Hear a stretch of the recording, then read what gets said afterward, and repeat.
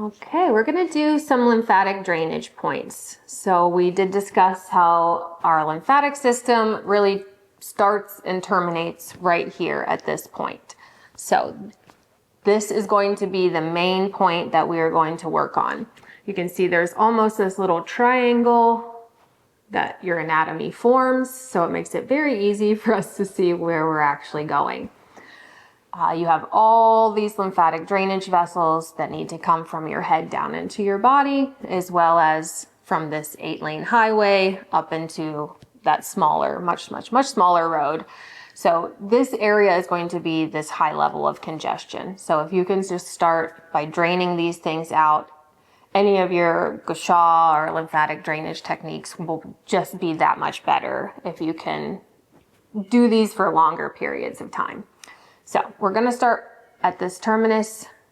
I like to create kind of a cup with my hand so that this is really the surface that I'm connecting to my body. The center almost creates a pocket of air, and I love to do this in the bathtub so that this pocket is actually where water is. So when you're laying in the bathtub, you can use water in your hands and almost slosh it against your neck. That water in the hands talks to the water in our body and will help move that water, our lymphatic fluid, through those lymph nodes, through our system a lot easier. So I like to, like I said, kind of create this little cup. We're going to cup right over those points. So if you see, that point is really not being touched. It's all around it that's being touched. So I'm affecting the point by affecting around it, if that makes sense. Almost like water or a wave can move sand and stones, but it's not necessarily pushing it with force, right? So we're using that empty force. So you're going to go right over that point. Let the hand really cup around the front of the neck too. All of these scalenes and all of these front neck muscles have a lot of congestion too. They tend to be the shortened up muscles that are causing us a lot of problems. So the more fluid we can drain away from them, you're going to feel a lot better. They're going to feel less tight because they have less fluid in them.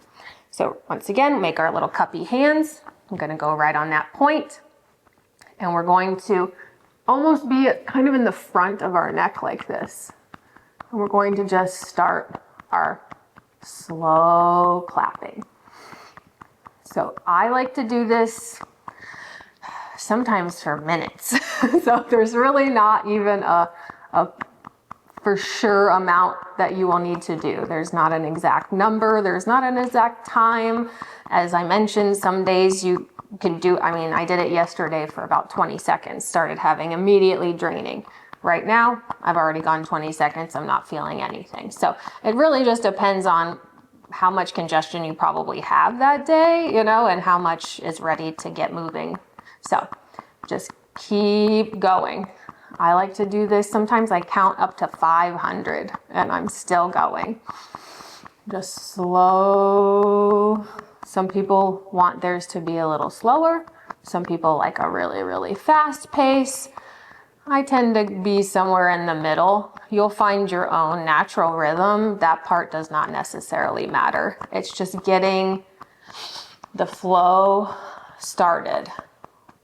You'll see that you're creating a little pump. So I'm like, you can hear that air kind of making that pumping sound in the same way like your bicycle pump, right? We are just fluid and we're just pressure systems. We have the same barometric pressure as our environment does. So how do we use the pressure inside our body, and how do we manipulate the fluid inside of our body for our own advantage? So you're just going to keep going. Eventually, you're going to feel this draining a little bit. It might start behind your eyes, behind your sinuses, maybe in your ears. I a lot of times feel it right behind my nose. That's kind of how I know I'm getting it going. I can just feel that deep nasal sinus start to drain. There we go, actually. And then it starts to go down the back of your throat. You feel that throat draining. There we go. So I'm not sure how long that took for me just now, but it took how long it took. So I think that's the biggest thing. There is no, one size fits all. So once you get that cleared, I like to then use that same technique. So I still have those little cuppy hands. I'm going to start doing it on my pec. So we just did our pec release. We're now going to let the lymphatic fluid and all that gross congestion that has been in and around. These are major areas of lymphatic problems. Why do we have so much breast, health issues in our country and other countries? There's a lot. It's just the way the human body was designed. There's just a backup of fluid in these areas. So we need to support our body. So we're going to keep using that little cup, cupping our pec. Once again, there's not an exact number. You just keep going. I start to feel it open, and then I'll start to move down. So I'm going to move into my arm. As you can see, I like to kind of go back and forth. So as far as I go, I come back. And then I go a little bit further the next time, and then I come back. So I'm basically, once again, using my imagination to tell the fluid what I want to do. I'm affecting change on my body through my own imagination, and then using this physical force to tell the fluid in my body exactly what I want it to do. So I like to spend a good amount of time on that left arm, and then I almost spend twice the amount on the right arm.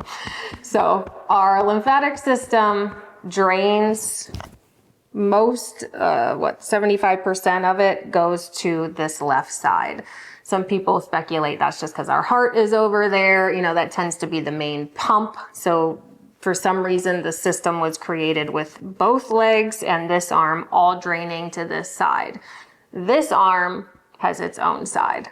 So I like to just give it a little bit extra attention, since this side I do feel like it has a larger pump mechanism to it, just to get this one equal attention. Also this side, and we'll go into next, there is another drainage point next to your spleen that we are going to activate. This is a much deeper lymphatic drainage point, and so we do that at the end just to finalize and finish all of this more superficial stuff that we're trying to get out of our limbs, right, back into our body so that our bodies can push it all the way through. So once you go through both arms, I like to go back to the top. And once again, hit that 200, 300, 500, 600. Just keep going. So, sometimes I'll do this for a full 30 minutes while I'm watching TV. Once you feel like that feels pretty well drained, I'm not really getting any more sensation behind my nose, behind my eyes. I'm feeling pretty good and clear about that. I'm going to go down to this point right below my right breast. If you draw a line right underneath your nipple, where I guess our spleen actually sits right under our ribs. So your liver, all of that's right about here. There's a small drainage point. It's really, really far in. So once again, we are using our imagination in a way more than we're pushing and actually touching that point. But we're just going to go over that point, and we're going to draw about 20 circles. We're just going to do it very gently. My fingers are flat. So I'm flat. I'm not poking in. I'm just flat, and I'm drawing little circles over that point. A lot of times if you have gallbladder issues or liver drainage issues, this is going to be a really, really, really important point for you. And in your mind, you're going really deep into your organs, even though your touch is very superficial, and you're telling that point to open up and to drain. So we are affecting our bodies by telling them what we want them to do. So don't just, you know, push really hard right here. Push softly and tell it what you want to have happen. There you go. Sometimes you'll feel it drain, sometimes you won't if you're not, you know, used to that sensation yet. There you go.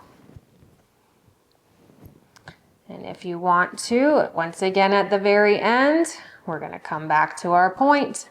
I did cover this a little bit, but if your hands for some reason can't get it like this, you can cross them and do it like that.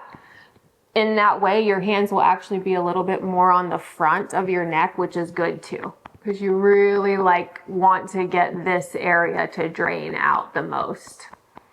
If for some reason your anatomy won't allow you to do that, you can do them one at a time as well.